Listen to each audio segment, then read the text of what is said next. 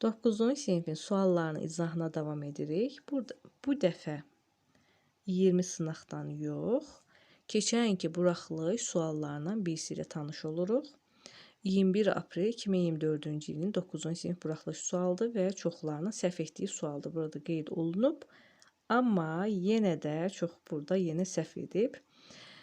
Hansı cümlədə iki söz, neçə söz? İki söz yazılışından fərqli tələffüz olunur? Elə ən çox səhv edilən suala cavabı oxuyaq Y bəndinə. Südü pendiri bol qaymaqlı çoban. Burada bir dənə söz var. O da hansıdır? Qaymaqlı. Q orada X kimi tələffüz olunur. Burada bir söz var. Digər bənd. Qəbələ qədim tarixə malikdir.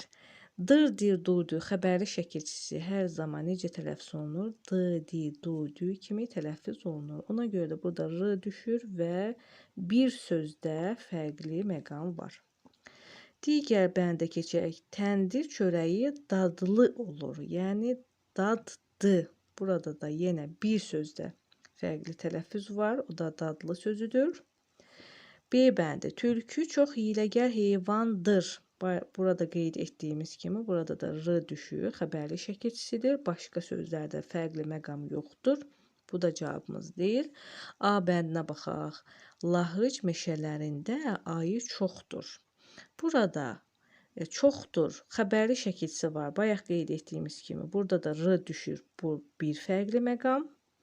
Üstə gəl. Lahıc sözündə c samiti, sonu B, G, D, C hərfləri ilə bitən sözlərdə bilirik ki, özündən sonra samitlə başlanan söz gələndə həmin samitlər kar tələffüz olunur. Burada da lahıc sözü necə tələffüz olunur? Ç kimi. Ç kimi tələffüz olunur. Lahıc meşələrində ayı çoxdur. Bu formada tələffüz olunur. Burada iki yazılışdan fərqli deyilən bir söz var. Ona görə də cavabımız olur elə A bəndi.